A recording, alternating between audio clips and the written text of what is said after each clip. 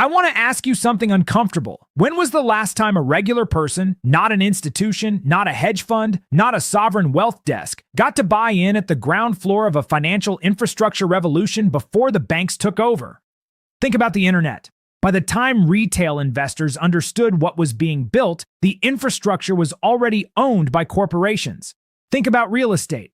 By the time prices made the evening news, the institutional buyers had already moved in. Think about the bond market, the derivatives market, the private equity industry. At every single turn in the history of modern finance, the institutions arrived first, built the rails, captured the value, and retail got the expensive end of the trade. XRP is different. For reasons that were largely accidental. A legal battle that dragged on for years, a stigma carefully cultivated by people who had every incentive to keep retail away. Ordinary people have been able to accumulate a meaningful position in what may be the settlement infrastructure of the next global financial system. But here is the warning I am issuing today, clearly and without sugarcoating it. That window is closing. The institutions are not coming. They are already here. And once regulatory clarity drops, the entry point that exists today will not exist tomorrow. This is not hype. This is a timeline. And today I am going to show you exactly what it looks like. Welcome back. This channel is built on one premise, that the most valuable thing I can give you is not a price prediction. It is a clear-eyed reading of what the data and the institutional behavior are actually telling us, stripped of emotion and noise. Today, we are going deep on the institutional adoption wave, what the convergence of traditional finance and crypto actually looks like from the inside, and what it means specifically for every retail holder of XRP who is paying attention right now. Let's get into it. Here is the hard truth that most people in this space are still not processing correctly. The institutional adoption narrative has been discussed for years, but most retail investors hear institutional adoption and picture a future event, something that will happen someday, somewhere down the road, that will finally validate what they've been holding. What I want you to understand today is that institutional adoption is not a future event. It is a present condition that has been unfolding systematically for the last 12 to 18 months, and the pace is accelerating. Let's go through what has actually happened, because the list is longer than most people realize. Standard Chartered, one of the largest international banking institutions on the planet, and notably an early Ripple investor, announced a formal partnership with Coinbase Institutional to deliver institutional-grade digital asset solutions globally. This is not a press release. This is a bank with over $700 billion in assets formalizing its crypto infrastructure.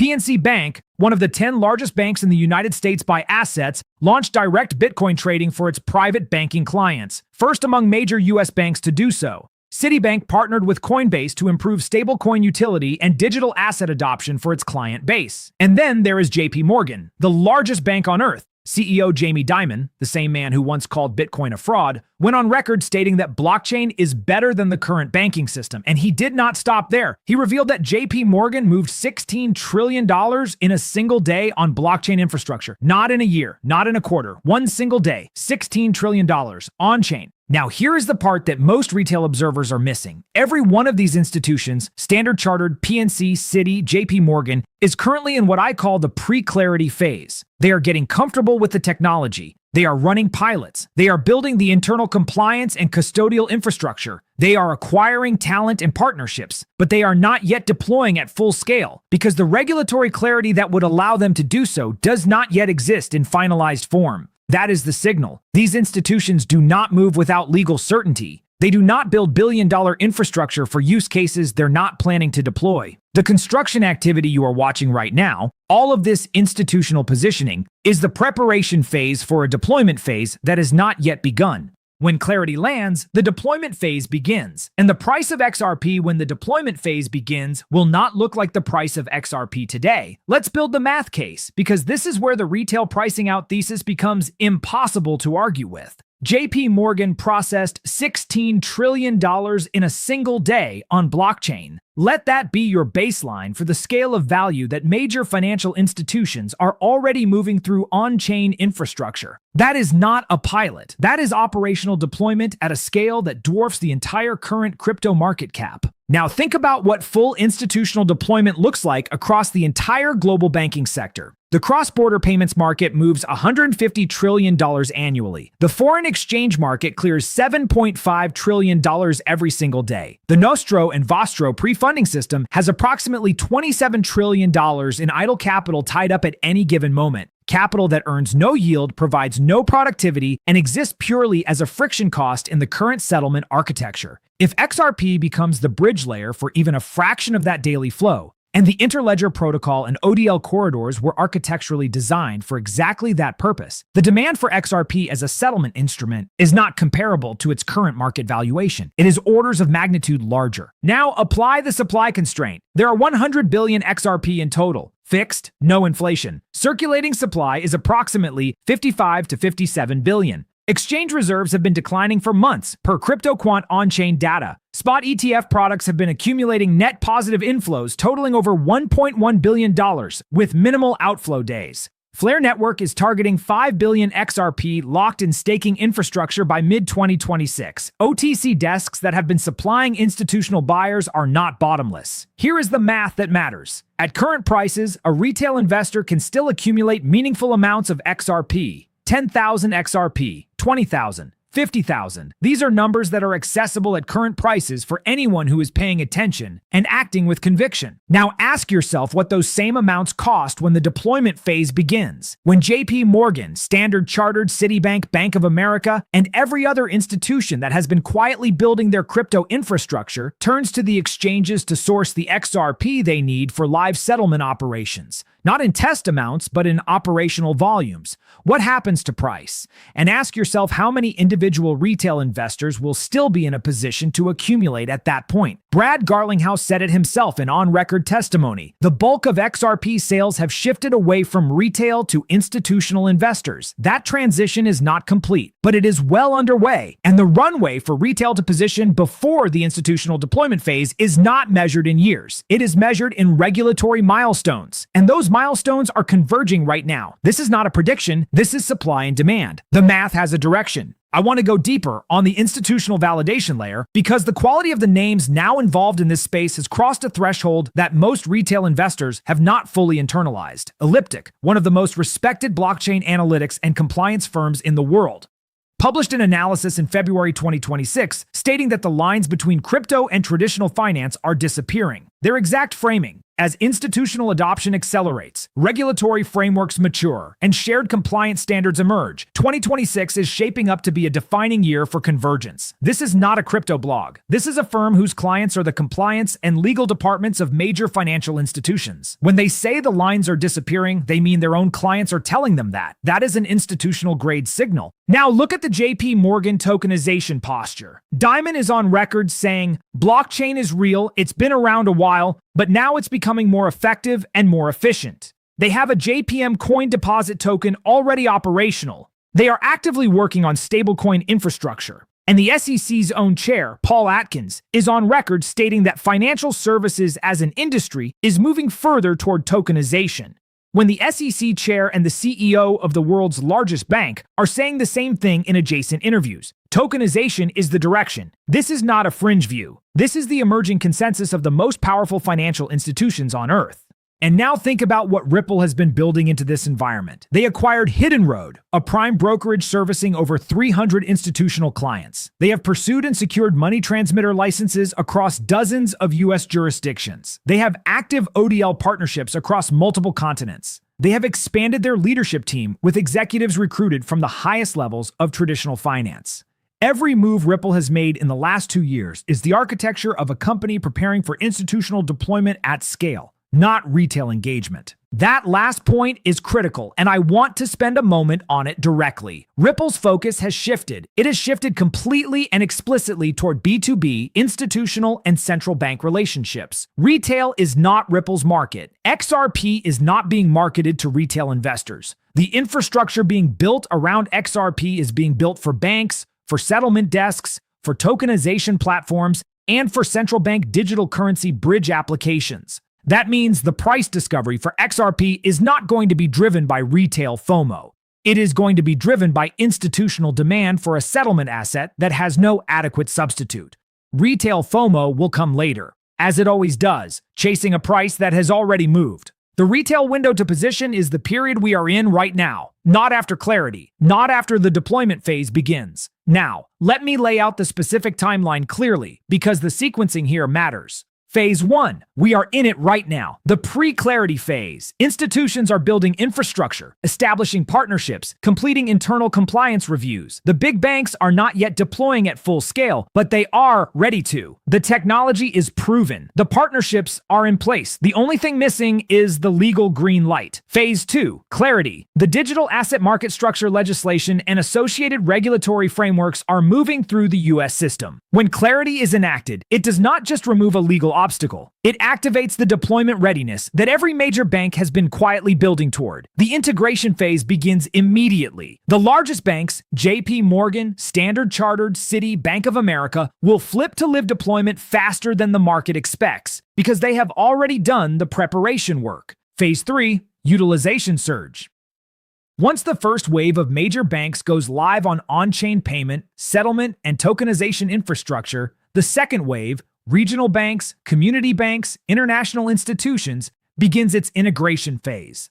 This is the point at which ODL volume on the XRP ledger begins to accelerate in ways that show up visibly in on-chain data.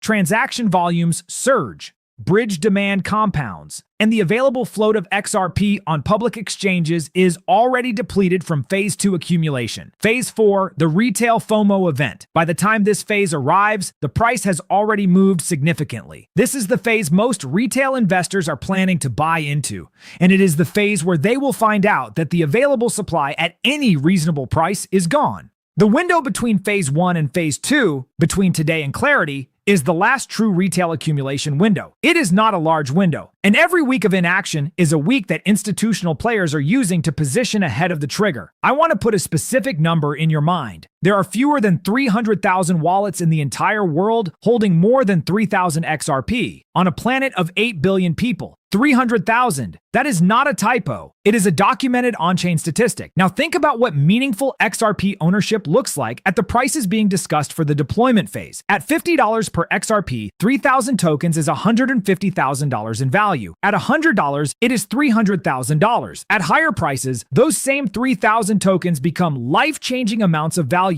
that an average retail investor simply cannot buy at that point. The entry is closed. The position is set. The outcome is determined. This is exactly what happened in Bitcoin. In 2013, you could buy one Bitcoin for under $100. The people who did that and held are now in a categorically different financial situation than anyone who tried to buy in at $60,000. The window for meaningful Bitcoin accumulation at accessible prices closed permanently years ago. The people who missed it forever. For XRP, that window is still open. Not wide open, not open indefinitely, but open right now in this fear-drenched, low-sentiment, red candle environment where the crowd is walking away from the exact accumulation opportunity that will define a generation of wealth creation. The question is not whether the institutional deployment phase is coming. The evidence says it is. The question is whether you will be positioned when it arrives, or whether you will be watching from the outside as the supply you could have purchased today is priced permanently out of your reach. Two objections. Let me take them directly. XRP was never meant for retail. Why would we benefit from something built for banks? Because the XRP ledger is a public network. Ripple does not own XRP. Ripple does not control who buys it, holds it, or benefits from its price appreciation. What Ripple controls is their own business, their ODL corridors, their institutional partnerships, their banking relationships. The XRP ledger itself is decentralized, open, and accessible to anyone. The fact that Ripple's use case is institutional does not prevent retail holders from owning the asset that institutional operations require. In fact, it means retail holders benefit directly from every dollar of institutional demand that flows into the market. The banker's coin label, which was meant as an insult, is actually the thesis. This all depends on regulatory clarity. What if clarity doesn't come? The OCC has already issued proposed rules implementing the Genius Act framework. The SEC chair is on record supporting tokenization.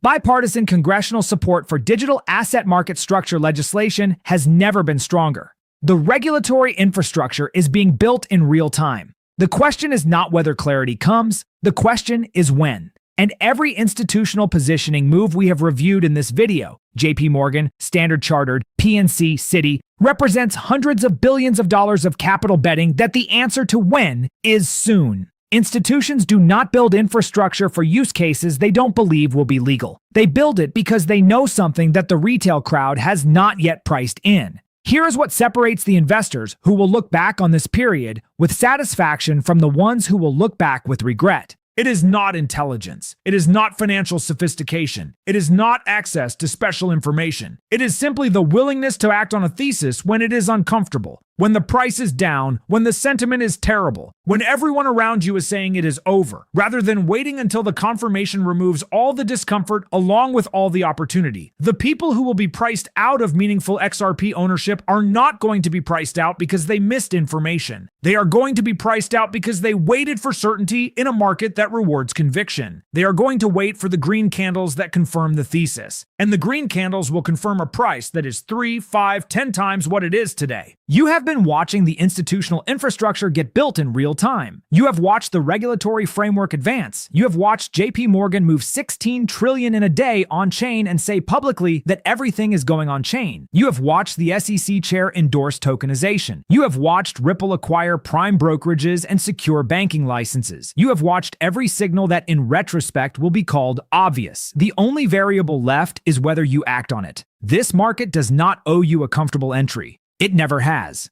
The most valuable entries in the history of every asset class have always felt uncomfortable at the time. That discomfort is the premium you pay for getting in before the crowd. And right now, the crowd is nowhere near this trade. Stay rational, stay structured, and size your position in a way that lets you hold through the noise. Because what is being built here is not a trade. It is infrastructure. And infrastructure compounds over time in ways that short-term price action completely fails to capture. The informed minority does not need price confirmation to understand what is being built. The confirmation is just the announcement. And by the time the announcement comes, the position is already set. I'll see you in the next one.